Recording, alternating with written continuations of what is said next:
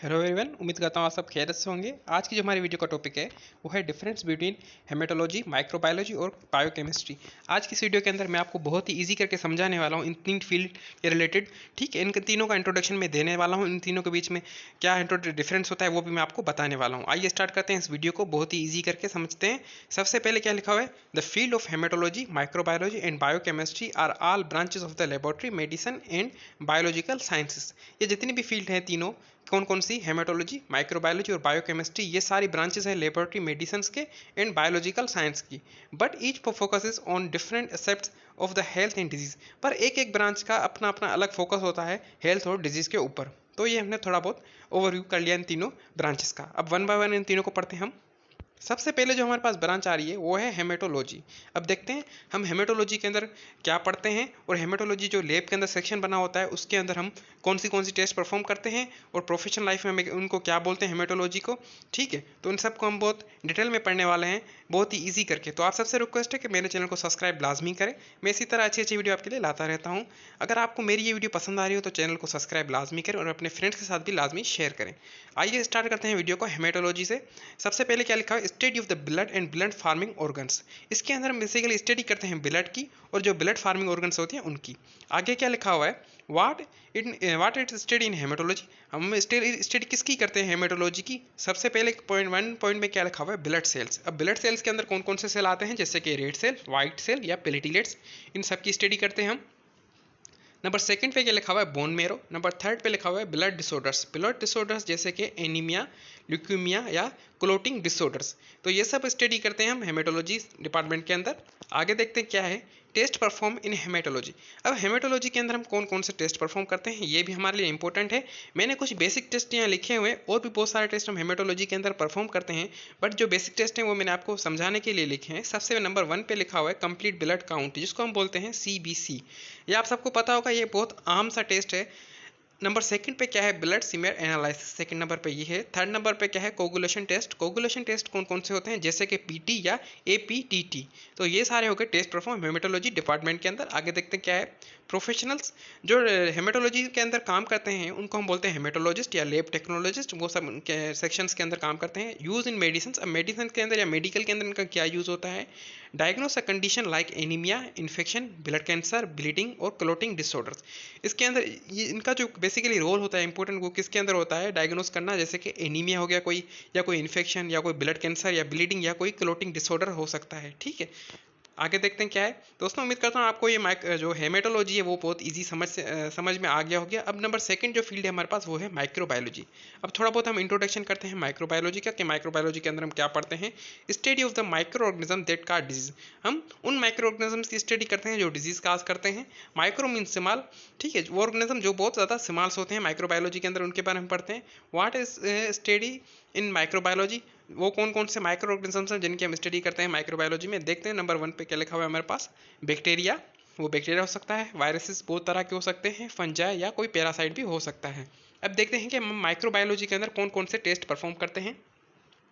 मैंने यहाँ कुछ बेसिक टेस्ट लिखे हुए हैं। सबसे पहले क्या लिखा हुआ है, culture and sensitivity test. Number second पे क्या लिखा हुआ है, माइक्रोस्कोपिक एग्जामिनेशन जैसे कि ग्राम स्टेनिंग या सीरोलॉजिकल टेस्ट।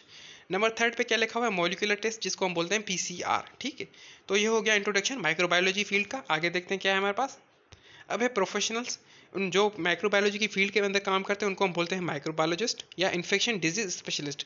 उनके पास इतना तजर्बा होता है कि वो इतने स्पेशल हो जाते हैं, स्पेशलिस्ट हो जाते हैं, कि वो इन्फेक्शन डिजीज़ को बहुत ही ईजीली अपना डिटेक्ट कर लेते हैं। फिर देखते हैं यूज़ इन मेडिसिन या मेडिकल के अंदर इसका क्या यूज़ होता है माइक्रोबायोलॉजी का। आइडेंटिफाई इन्फेक्शंस को आइडेंटिफाई करना। ऐसे बहुत सारे इन्फेक्शंस होते हैं हमारी बॉडी के अंदर जिनको हम आइडेंटिफाई नहीं कर पाते, बट माइक्रोबायोलॉजी की मदद से, इन फील्ड्स की मदद से हम बहुत ही ईजी तरीके से उनको आइडेंटिफाई कर सकते हैं। आगे क्या लिखा है, डिटरमाइनिंग एंटीबायोटिक या सेंसिटिविटी। इसके अंदर हम क्या करते हैं, डिटरमाइन करते हैं एंटीबायोटिक सेंसिटिविटी को, और क्या आउटब्रेक इन्वेस्टिगेशन, और आउटब्रेक इन्वेस्टिगेशन भी कर सकते हैं बहुत ईजी तरीके से। आगे देखते हैं क्या है हमारे पास। अब नंबर थर्ड पे जो हमारे पास फील्ड आ रही है वो है बायोकेमिस्ट्री। ठीक है, इसके अंदर हम क्या करते हैं, study of the chemical process in the body. इसके अंदर हम स्टडी करते हैं उन केमिकल प्रोसेस को जो हमारी बॉडी के अंदर होते रहते हैं। हमारी बॉडी के अंदर बहुत सारे केमिकल प्रोसेस हो रहे होते हैं, जैसे हम देखते हैं क्या क्या लिखा गया इसके अंदर। वाट स्टडी इन बायोकेमिस्ट्री। अब बायोकेमिस्ट्री के अंदर हम क्या स्टडी करते हैं, बायोकेमिस्ट्री के अंदर हम स्टडी करते हैं एंजाइम्स की, हार्मोन्स की, इलेक्ट्रोलाइट्स की, प्रोटीन्स की, लिपिड की, ग्लूकोज की एंड अदर मेटाबॉलिक सब्सटेंस की। तो ये सब आपको पता होना चाहिए। इन सब की चीज़ें हम स्टडी कहाँ करते हैं? बायोकेमिस्ट्री के अंदर। अब आपको समझाने के लिए मैंने कुछ टेस्ट लिखे हैं जो हम परफॉर्म करते हैं बायोकेमिस्ट्री के अंदर। नंबर 1 पे लिखा हुआ है लिवर फंक्शन टेस्ट, जिसको हम बोलते हैं LFT। नंबर 2 पे लिखा हुआ है किडनी फंक्शन टेस्ट, जिसको हम बोलते हैं KFT। नंबर 3 पे लिखा है ब्लड ग्लूकोज। नंबर 4 पे लिखा है लिपिड प्रोफाइल और नंबर 5 पे लिखा है थायराइड फंक्शन टेस्ट। ये सारे टेस्ट जो हम परफॉर्म करते हैं ये बायोकेमिस्ट्री के अंदर परफॉर्म करते हैं। दोस्तों एक बात और बताना चाहता हूँ, ये जो तीनों फील्ड्स में आपको पढ़ा रहा हूँ ये बहुत ही ज़्यादा इंपॉर्टेंट रोल प्ले करता है हमारी जो लैब के अंदर और मेडिकल के अंदर। ठीक, इन फील्ड्स को आप हल्के में ना लें, ये बहुत ज़्यादा इंपॉर्टेंट फील्ड्स है और मैंने आपको इन तीनों फील्ड्स का बहुत अच्छे से इंट्रोडक्शन दे दिया है। आगे देखते हैं क्या है हमारे पास। प्रोफेशनल्स जो उनके अंदर काम करते हैं उनको हम बोलते हैं केमिकल या क्लिनिकल बायोकेमिस्ट। यूज़ क्या होता है इनका? मेडिकल या मेडिसिन के अंदर इसका जो काम होता है वो क्या होता है? Diagnose and monitoring metabolic, endocrine, renal and liver disorders. इनका जो काम होता है वो डायग्नोस करना या मॉनिटर करना किसको? मेटाबॉलिक, एंडोक्राइन या रीनल या लिवर डिसऑर्डर्स को। ठीक है, आगे देखते हैं क्या है हमारे पास। दोस्तों अब लास्ट में हमारे पास जो होता है वो मैं आपको समझाने वाला हूँ इन तीनों फील्ड्स का डिफरेंस थोड़ा बहुत बताना चाहता हूँ, हेमेटोलॉजी, माइक्रोबायोलॉजी और बायोकेमिस्ट्री। शुरू में हमने इस वीडियो के अंदर इन तीनों फील्ड्स को थोड़ा बहुत इंट्रोडक्शन पढ़ा, उनके अंदर कौन कौन से टेस्ट परफॉर्म होते हैं वो भी हमने पढ़ लिए। अब हम इस ग्राफ की मदद से बहुत ही ईजी करके मैं आपको पढ़ाने वाला हूँ हेमेटोलॉजी, माइक्रोबायोलॉजी और बायोकेमिस्ट्री का डिफरेंस। दोस्तों डिफरेंस पढ़ने से पहले मैं आपको बताना चाहता हूँ, मैं अपने यूट्यूब चैनल पर बहुत अच्छी वीडियो लाता रहता हूँ, तो आप सबसे रिक्वेस्ट है कि मेरी वीडियो कंप्लीट देखा करें और कमेंट करके लाजमी बताएं आपको ये वीडियो कैसी लग रही है। अगर आपको वीडियो अच्छी लग रही है तो वीडियो को लाइक और कमेंट लाजमी करें और चैनल को सब्सक्राइब भी लाजमी किया करें, तो इसी तरह मुझे मोटिवेशन मिले और मैं अच्छी वीडियो आपके लिए लाता रहूँ।